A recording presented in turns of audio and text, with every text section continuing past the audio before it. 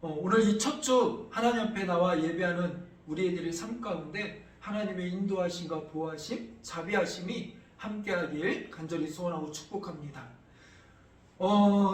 우리가 소구영신 때 나누었던 말씀 기억하십니까? 여호와는 내게 복을 주시기를 원하며, 하나님의 바람은 우리에게 복을 주시기를 원한다는 거죠. 그래서 2024년도는 좀 그런 복된 메시지, 우리가 하나님 앞에 하나님이 주시는 복과 은혜들을 누리면서 또한 나아가는 축복이 있기를 원합니다. 그러면서 하나님 주신 복과 관련된 메시지들을 조금씩 좀 이렇게 함께 나누면서 나가려고 해요. 그 첫 시간이 이제 오늘 그 시간이기도 한데, 오늘 시편 24편을 보면 우리가 잘 아는 구절들이 있습니다. 7절부터 10절까지 보면 문들아 너희 머리를 들을지어다. 뭐죠? 우리 아까 예배 전 찬양했던 찬양이도 있죠. 문들아 머리 들어라.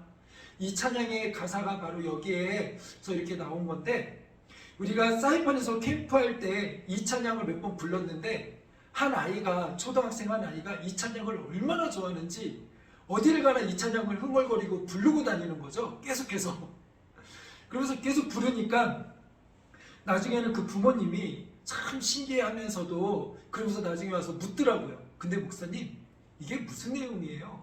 문들어 머리 들어라가 도대체 무슨 말이에요? 라고 묻더라고요. 왜냐면 딱 상식적으로 문들어, 문인데 문이 어떻게 머리를 들지요? 이해가 잘 안 가니까, 문맥상. 근데 이게 이제 시편에 있는 구절이다 보니까 이게 시잖아요. 그러니까 시다 보니까 의인화적인 표현도 있고 은유적인 표현도 있고 그렇습니다. 그래서 뭔 소리인지는 잘 모르겠는데 참 웅장하고 뭔가 이게 선포도 있고 힘도 있고 좋은데 그 의미를 조금 더 알고 부르면 더 좋을 것 같아요. 이러면서 물었던 기억이 납니다. 그래서 이 찬양을 할 때는 이 말씀을 보면 꼭 그 아이와 그 가정이 생각나기도 합니다. 근데 우리가 한번 이 말씀의 내용을 좀 살펴봤으면 좋겠어요. 자, 문들아 머리 들어라. 문이 어떻게 머리를 들죠? 문은 성문을 얘기하는 거거든요. 예루살렘 그 성전의 그 문들을 이야기하는데, 그 문이 어떻게 머리를 듭니까? 이거는 의인화된 거죠. 의인화된 거고 시적, 은유적 표현인데, 이거는 어떤 의미냐면 이런 거예요. 그러니까 승리한 왕이 이제 행진을 하잖아요. 행진. 그러면 그 왕이 행진을 할 때 이제 양 옆에서 많은 백성들이 다 몰려와가지고 함성을 지르고 찬양을 하고 소리를 지르고 와 환호를 합니다. 그리고 그 퍼레이드와 같이 왕이 행진을 하는 거예요. 그 가운데 이제는 그 앞을 가로막았던 성문들이 다 어떻게 해요? 활짝 문을 여는 거죠. 왕이 행진하는데, 승리의 왕이 행진하는데 문을 가로막고 문을 안 열어주는 그런 문이 있습니까? 없죠. 문을 활짝 열고 이제는 그 왕을 맞이하는 거예요. 그리고 그 앞에 나왔던 백성들도 그 왕을 향하여 마음의 문을 열고 환성을 지르며 환영하며 축복하며 그 왕을 맞이하는 그런 축제의 장의 모습인 거죠. 그것을 연상화하고 있어요. 근데 이 본문 시편 24편은 누구의 시냐면 다윗의 시입니다.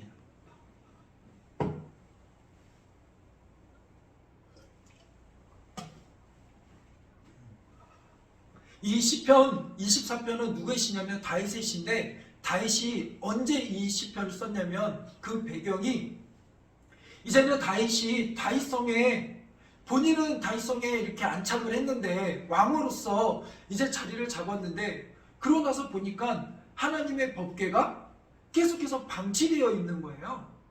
그래가지고 그 법궤를 이제는 모셔와야겠다, 다윗성으로 모셔와야겠다 하는데 1차 시도 때 그것을 모셔오다가 어떻게 됩니까?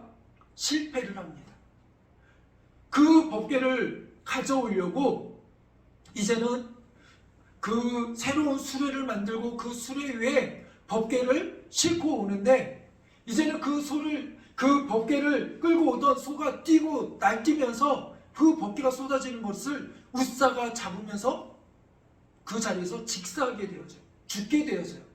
그러니까 하나님의 법궤를 모셔오는 게 좋은 일인데, 축제와 같은 그런 좋은 일이고 하나님도 기뻐하실 일인데, 그동안 방치되었던 법궤를 이제는 다시 모셔와서 잘 섬기려고 하는데 그와 같은 행렬 속에서 그를 모시던 웃사가 죽게 되어져요. 찬물을 끼얹을 것 같은 그런 일이 벌어지죠. 그래서 모두가 다 두려워가지고 다시 법궤를 중간에 그 근처에 있던 오벳 에돔의 집에 두게 되어집니다. 근데 왜 이와 같은 일이 벌어졌어요? 하나님을 잘 알지 못해서 그래요. 법궤를 모셔오는 것은 좋은 일이지만 법궤를 모실 때는, 법궤가 이동할 때는 어떻게 이동해야 합니까? 제사장이 메고 이동을 해야 돼요. 근데 그거를 모르고 그냥 법궤를 새 수레, 나름대로 다윗은 신경 쓴 거예요. 법궤를 모시려고 새로운 수레도 만들고 새로운 일들을 막 열정을 가지고 준비했지만 결국 그 열정들이 하나님이 기뻐하지 않는 방법, 하나님의 뜻이 아니라면 그것조차도 안 되는 거죠. 그러니까 때로는 우리도 한번 생각해 봐야 돼요. 우리의 의도가 좋지만, 우리의 의도가 모두가 기뻐하는 일이지만, 법궤를 옮기는 것이 모든 이들이 다 기뻐하는 일이고 옳다라고 하고 해야 된다라고 했지만 그것을 이루는 방법조차도 하나님의 뜻대로, 하나님의 방식대로 이루어져야 되는 거죠. 그런데 하나님이 이미 법궤는 제사장이 메고 옮겨야 된다라고 했는데 그동안 법궤가 방치되어지고 여러 가지 혼란스러운 상황들 속에서 하나님의 말씀이 제대로 말씀답게 선포되지 못했던 거예요. 그러다 보니 하나님의 말씀을 잃어버리고 법궤를 자신들의 방식대로 옮기게 되어진 거죠.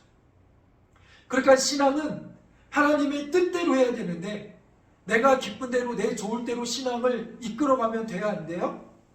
안 되는 거죠. 그러니까 우리는 항상 돌아봐야 돼요. 우리가 이건 하나님 기뻐하시는 일인데 란다 할지라도 그것을 위하여 기도하며 이것을 어떻게 하나님 기뻐하는 방식대로 그 뜻을 이룰 것인가도 생각해 봐야 돼요. 그리고 그것은, 그 답과 키는 어디에 있어요? 하나님의 말씀에 있는 거죠. 그렇게 모든 이들이 두려워 떠는 상황 가운데 오벳 에돔의 집으로 법궤가 옮겨지고 그 상황 속에서 이제는 몇 개월 지나지 않아 오벳 에돔의 집에 무엇이 임합니까? 축복이 임해요. 그곳에 막 복이 임해요. 이제는 그것을 통하여서 이제는 됐다, 우리 법궤를 다시 옮겨와도 되겠다 라고 하면서 이번에는 제대로 하나님의 방식대로 제사장들이 법궤를 메고 그리고 옵니다. 그리고 법궤를 메고 오면서 6걸음 걷고 살찐 송아지와 소를 잡고 번제를 드리고 또 제사장들이 비파와 수금으로 찬양을 하며 그 법궤를 모셔와요. 그리고 왕인 다윗이 왕인데 친히 그 앞에 가서 춤추면서 그 법궤를 다윗의 성까지 모셔오게 됩니다. 그 행렬을 지금 이렇게 묘사하고 있는 거죠. 그러니 얼마나 축제의 장이고 화려하고 얼마나 멋지겠어요? 그리고 그 속에서, 이제는 그 행렬 속에서 이제 다윗은 또 그것에 참여한 백성들을 위하여 떡도 준비하고 그들을 위하여 건포도로 만든 과자도 준비하고 여러 가지 야자로 만든 과자도 준비하고 백성들과 함께 많은 것들을 나눠주며 축제의 장으로 그 시간들을 만들게 되어집니다. 그러니 한번 상상을 해보세요. 얼마나 기쁘고 멋지겠어요? 그것을 연상하며 부르며 쓴 고백의 찬양이 뭐예요? 문들아 머리 들어라. 백성들아 이제는 머리를 들어라. 왕이신 하나님이 너희 가운데 행하신다. 그 하나님을 맞이하라는 거예요. 그동안 너희들이 방치했던, 그동안 너희가 무시했던, 그동안 잊고 살았던 그 하나님이 이제는 우리 가운데, 우리의 심령 가운데 임재하시며 들어오고 계신다. 그 하나님을 맞이하라는 거예요. 그 왕이신 하나님을 맞이하는데 그 앞을 가로막았던, 그 앞을 닫혔던 그 모든 문들은 활짝 열릴지어다. 그 왕을 맞이할지어다 라는 선포의 시고 그 선포의 찬양이 바로 이 고백인 거죠. 그리고 그 하나님이 들어가시고 그 하나님을 맞이하는 그 인생 가운데는 이제는 축복이 임할 것이다 라는 선포가 바로 오늘의 메시지고 말씀인 것입니다. 오늘 이 메시지를 통하여 우리가 몇 가지 더 살펴보면서 우리의 삶에 도전이 되어지고 우리의 삶이 축복의 길로 또한 인도되어지는 은혜가 있기를 간절히 소원합니다. 자, 이 행렬 속에 누가 지금 그 앞에 같이 행렬에 참여하고 있습니까? 다윗 왕. 다윗은 이제는 기름 붓고 그동안 여러 가지 고생과 어려움 가운데 있었어요. 그리고 드디어 이제는 왕의 자리에 서게 되어집니다. 그런 다윗 왕이 이제는 제대로 된 왕자에 앉아서 진정한 왕으로 서게 되어져요. 그 왕이 그 앞에 나가서 그 행렬 속에서 춤을 추며 기뻐하며 이 행렬을 같이 이끌고 있어요. 근데 그 모습을 보면서 어떤 사람은 와, 그 모습을 보고 같이 기뻐하는 사람도 있었지만 어떤 사람은 그 왕의 다윗 왕의 모습을 보고 비웃던 이도 있었어요. 대표적인 사람이 누굽니까? 사울의 딸이자 다윗의 아내인 미갈. 왕이 어떻게 이렇게 천박스럽게 그렇게 그럴 수가 있습니까? 아니, 왕의 채통이 있지 어떻게 거기서 그 앞에 그렇게 춤을 출 수 있습니까? 그렇게 비웃던 이들도 있어요. 어떻게 보면 드디어 다윗이 왕이 됐는데, 왕이요, 당신이 진정한 왕 아닙니까? 왕이 그 앞에서 왜 그러고 있습니까? 그렇게 손가락질할 수 있어요. 그러나 다윗은 그의 삶에 분명한 고백이 있고 간직이 있어요. 내가 비록 이스라엘의 왕이지만 나를 왕으로 세우신 분이 누구예요? 여호와 하나님이라는 거죠. 내가 이스라엘 왕으로 너희들 앞에 서 있지만 이 이스라엘을 다스리고 통치하시는 진정한 왕은 누구라는 거예요? 여호와 하나님이라는 거죠. 그래서 다윗은 1절과 2절에 이렇게 고백합니다. 땅과 거기에 충만한 것과 세계와 그 가운데 사는 자들은 다 누구의 것이라? 여호와의 것이라. 여호와께서 그 터를 바다 위에 세우시며 강들 위에 건설하셨도다. 이 말은 무슨 말이에요? 모든 것을 창조하신 분이 누구라는 거예요? 여호와 하나님이라는 거죠. 이 나라를 세우고 이 민족을 지금까지 이끌어 오셨던 분이 누구라는 거예요? 여호와 하나님이라는 거죠. 내가 비록 이스라엘의 왕으로 세워졌지만, 내가 이스라엘 왕으로 등극했지만, 내가 이 왕위에 섰지만 나를 왕위에 세우신 분은 누구라는 거예요? 여호와 하나님이라는 거죠. 사울의 왕위를, 사울을 패하시고 그 왕위를 다윗에게 주신 분이 누구라는 거예요? 여호와 하나님이라는 거죠. 다윗의 삶을 돌아보면 죽을 것 같고, 아니 죽을 수밖에 없는 상황이 여러 번 있었지만 그 고비들을 넘겨가며 그 순간순간마다 지키시고 보호하시고, 기가 막힌 웅덩이 속에서 이건 누가 봐도 죽을 수밖에 없고 끝난 상황이지만 그 상황들 속에서 지키시고 보호하신, 이렇게 왕까지 세워주신 분, 그분이 누구예요? 여호와 하나님인 거죠. 하나님의 은혜가 아니고서는 설명될 수 없는 그런 믿음의 고백인 거죠. 그렇기 때문에 다윗은 안 거예요. 내가 너희들의 왕위에 서 있지만 내가 진정한 왕이 아니야. 나는 너희들의 왕으로 이 자리에 서 있지만 너희들의 진정한 왕은 누구다는 거예요? 여호와 하나님이야. 그러니까 내가 지금 여기서 나 왕인데 이러고 못 부리고 내가 지금 이 자리에서 왕으로서 그렇게 뽐내며 있을 게 아니라, 나도 똑같이 하나님 앞에 피조물로서 하나님의 백성으로서 그 하나님을 맞이하는 마음으로 이렇게 기뻐 춤추며 찬양하며 하나님께 나아가는 거야. 우리 인생의 진정한 주인은 하나님이야. 이것을 고백하고 선포하는 거죠. 그런 다윗의 인생이 복된 인생이요, 하나님이 인정한 인생임을 여러분 기억하시기 바랍니다. 오늘 우리의 인생도 그런 믿음의 고백이 있는 우리들이 되기를 간절히 소원합니다. 여러분, 우리의 인생에 있어서 때로는 우리는 착각할 때가 있어요. 내 인생이, 특히 조금 똑똑하신 스마트한 분들은 내가 계획한 대로, 내가 생각한 대로 이렇게 인생이 풀려가는 분들이 있어요.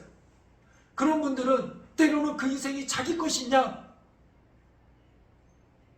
내가 계획하면 다 돼, 되게 자신만만합니다. 근데 성경은 뭐라고 이야기합니까? 내 명철을 의지하지 말라라고 성경은 말해요. 오히려 내가 계획한 대로 내 인생이 풀릴 것 같은 어려움이 없는 인생은 더 힘든 인생이에요. 더 문제가 있는 인생이에요. 왜요? 착각하거든요. 그런 인생이 나중에 맞닥뜨리는 게 뭐예요? 교만함으로 인하여 하나님께 범죄함이에요. 누가 그랬습니까? 아담과 하와가 그랬잖아요. 하나님이 아담과 하와에게 이 세상을 창조하시고 이 세상을 잘 하나님의 뜻대로 하나님의 성품대로 다스리라고 그들에게 위임하셨어요. 그래서 정말로 그 권한을 주셨어요. 그래서 아담이 이름을 지으면 그 지은 대로 그 이름대로 그것들이 명명되어져서 그대로 다 되었어요. 먹고 싶으면 그 과일들을 다 따먹으면 돼요. 그러다 보니 그것이 누구 것이냐? 내 것이냐? 착각해요. 그래서 하나님이 그런 착각하지 말라고, 이거 네 것 아니고 내가 너에게 위임한 거야.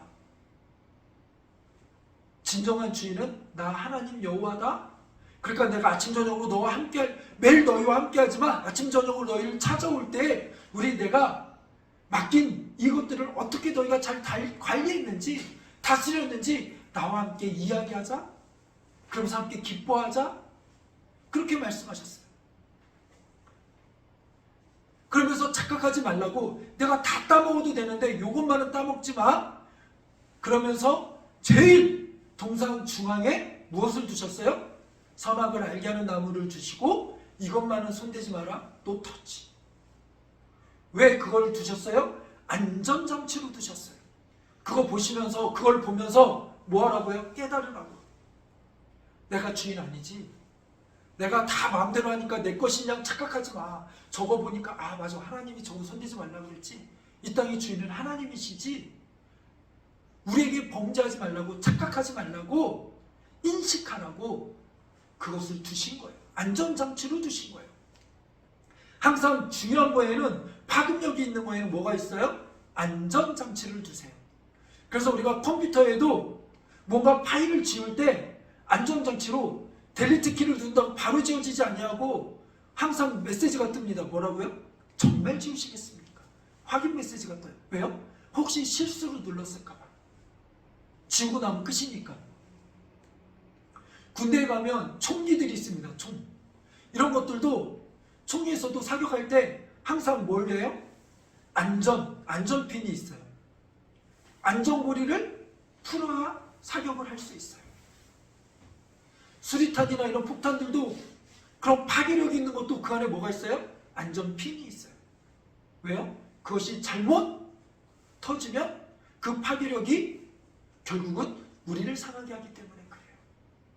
우리는 때로는 하나님이 주신 복과 은혜들을 복과 은혜로 누려야 되는데 오히려 그것이 우리에게 범죄함으로 그 파괴력이 우리에게 악으로 다가올 때가 있다라는 거죠. 내 인생이 내 것이냐? 내가 이룬 모든 성공이 내 것이냐? 내가 이룬 기업이 내 것이냐? 내가 이룬 가정이 내 것이냐? 내가 키운 자녀가 마치 내 것이냐? 내가 성공하고 모은 재물이 다 내 것이냐? 지금까지 이루었던 모든 것이 내 것이냐? 우리는 착각할지 말아야 된다는 거예요. 모든 것은 하나님의 은혜로 된 것이고 하나님이 지금까지 지키셨고 보호하셨고 지금까지 우리의 삶을 이끌어 오신 거예요. 그러기에 우리 인생의 진정한 주인은 누구입니까? 하나님임을 우리는 고백하며 나가는 인생이 되어야 될 줄로 믿습니다. 그러기에 내가 움켜쥐고 있는 것, 지금 내가 누리고 있는 것 다 누구 거라고요? 내 것? 아니에요. 하나님 주신 은혜임을 늘 고백하는 그런 삶이 되어야 될 줄로 믿습니다. 그래서 우리가 매일 식기도할 때도 그냥 당연히 누리듯이 먹는 게 아니라 이 먹을 수 있는 음식을 주신 것도 누구요? 하나님의 은혜임을 고백하는 거고, 이거를 먹을 수 있는 건강조차도 누가 주신 거예요? 하나님이 주신 것을 고백하는 거예요. 특히 우리 믿음의 가장들은 고백해야 될 게 뭐예요? 이 가정을 내가 이끌어 왔지. 내 힘으로 이만큼 이 가정을 지켰지. 내가 내 힘으로 내 자녀들 먹이지. 아니요. 하나님이 지키시고 하나님이 먹이시고 하나님이 책임져 주신 거예요. 그렇기 때문에 믿음의 가장들은 더욱더 그 가정을 위하여 기도해야 될 책임이 있는 거예요. 회사 대표들도 역시 마찬가지예요. 지금까지 기업 누가 이루셨어요? 하나님이 이루신 거예요. 우리 공부하고 이제는 대학을 앞둔 입시생들, 이제는 대학을 진학하는 학생들도 내가 여태까지 이렇게 열심히 공부해서 내가 이 성과를 이루었지가 아니라 하나님의 은혜로 이루는 거예요. 그러기에 우리 입술에서 늘 터져나와야 될 것은 무엇입니까? 왕이신 하나님을 향하여 우리의 머리를 들고 두 손을 들고 늘 감사와 은혜를 고백하는 삶이 터져나와야 되고, 내 삶의 인생의 모든 문제들을 하나님께 맡기며 그 하나님께 물으며 기도하며 나가는 인생들이 되어야 돼요. 그래서 우리 인생의 비전을, 내가 무엇을 해야 될지 잘 모르는 인생들은 그것을 누구께 나아가 물어야 돼요? 하나님께 물어야 되고, 하나님과 그런 반응 속에서 우리의 비전들이 결정되어지고 깨닫고 알 수 있는 거예요. 우리의 왕이신 하나님, 내 인생의 주인이신 그 하나님께 오늘 우리의 머리를 들고 우리의 마음의 문을 열고 나가는 심령들이 되기를 간절히 소원하고 축복합니다. 그런 인생이 기쁨의 삶을 누릴 수 있고 복된 삶을 누릴 수 있는 줄로 믿습니다. 두 번째로, 누가 이렇게 여호와 하나님을 향하여 문을 들고 그 하나님을 향하여 손을 들고 맞이할 수 있습니까? 그것은 그 왕의 백성들이 맞이할 수 있는 거예요. 이웃나라가 그 이웃나라 왕을 맞이합니까? 그렇지 않지요. 하나님의 백성만이 그것을 그렇게 맞이할 수 있는 거예요. 그래서 오늘 시편 24편 3절을 보면 이렇게 고백합니다. 여호와의 산에 오를 자 누구이며 그의 거룩한 곳에 설 자가 누구인가? 이거는 물음표예요. 도대체 누가 여호와의 산에 오를 수 있느냐? 누가 오를 수 있느냐? 누가 하나님 앞에 나올 수 있느냐? 누가 그 거룩하신 하나님 앞에 설 수 있느냐? 하나님이 나가시는데, 하나님이 이 행렬 가운데 누가 나와서 이렇게 환호성치며 여호와를 맞이할 수 있느냐? 누가 여호와 앞에 나와 그 머리를 들며 반응할 수 있는가? 라고 묻는 거죠. 그 물음에 4절 이렇게 이야기합니다. 곧 손이 깨끗하며 마음이 청결하며 뜻이 허탄한 데 두지 아니하며 거짓 맹세하지 아니하는 자로다. 이 말은 무슨 말입니까? 즉 거룩한 하나님께서 우리에게 거룩함을 명하셨어요. 내가 거룩하니 너희도 거룩하다라고 얘기하셨어요. 하나님은 우리와 함께 하시기 위하여 우리를 거룩하게 그리스도의 십자가의 은혜로 깨끗하게 하셨고, 이젠 그 깨끗함 가운데 그 구원의 은혜를 누리게 하셨어요. 그렇기 때문에 우리의 삶은 그 거룩함 가운데 나가는 삶이 되어야 된다는 거죠. 구원받은 자답게 살아야 된다는 거죠. 깨끗해야지 구원받는 게 아니라 하나님의 구원의 은혜로 하나님의 백성을 삼아주셨기 때문에 그 백성답게 살아야 된다는 거예요. 그러니까 하나님께 구원받은 자들이 하나님 앞에 나와 반응할 수 있고, 그 반응한 삶이 계속해서 거룩함과 깨끗함으로 하나님 앞에 나가야 되는 거죠. 그래서 제가 아까 우리 교회가 이제는 우리 연초에 거룩한 습관 갖기 운동을 시작하잖아요. 거룩한 습관. 어떤 회개할 대로 다 같이 성경 씁시다가 아니라 다 같이 기도합시다. 이런 것도 좋지만 각자가 다 다르고 성향도 다르니까 각자에 맞는 자기의 거룩한 습관. 나는 필사를 할 때 더 하나님께 가까이 갈 수 있어요. 나는 때때로 금식을 할 때, 때로는 작정하여 기도할 때, 나는 하나님 앞에 이렇게 나아갈 때 더욱더 하나님 앞에 믿음으로 반응할 수 있습니다. 각자가 갖고 있는 성향과 뜻과 형편과 상황에 따라 다 다르지만 중요한 건 어떠한 형태든 간에 하나를 붙잡고 거룩한 습관을 만들어 가자라는 거예요. 거룩한 습관을 가지고 하나님 앞에 거룩함으로 나아가자라는 거예요. 매일같이 한 가지 감사의 제목을 쓰든지, 내 삶을 일기를 쓰든 하나님 앞에 하나님 주신 은혜를 고백하든지, 매일같이 정해진 방식대로 말씀을 묵상하든지, 아니면 정해진 방식대로 성경을 읽든지 무엇이 되든지 간에 내가 할 수 있는 한 가지는 하자라는 거죠. 물론 다 하면 좋지만 그 중에 한 가지라도 잡고 하나님 앞에 나아가자라는 거예요. 그런 거룩한 습관을 우리의 삶에 갖자라는 거예요. 그런 우리들이 되길 원합니다. 그런 친밀함으로 하나님께 나아가길 원합니다. 5절, 그는 여호와께 복을 받고 구원의 하나님의 의를 얻으리니. 6절, 이는 여호와를 찾는 족속이요 야곱의 하나님의 얼굴을 구하는 자로다. 아멘. 이 은혜를 누리는 우리들의 삶이 되길 원합니다. 송구 영신 예배 때 우리 나눴던 말씀이잖아요. 하나님의 얼굴,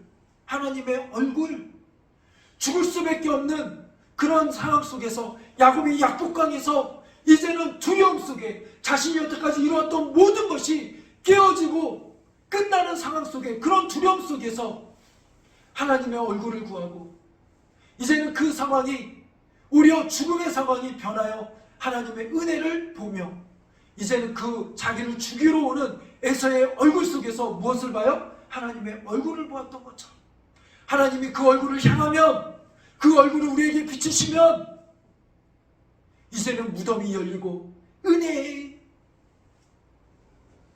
환경이 우리의 삶 가운데 펼쳐지는 거 아닙니까?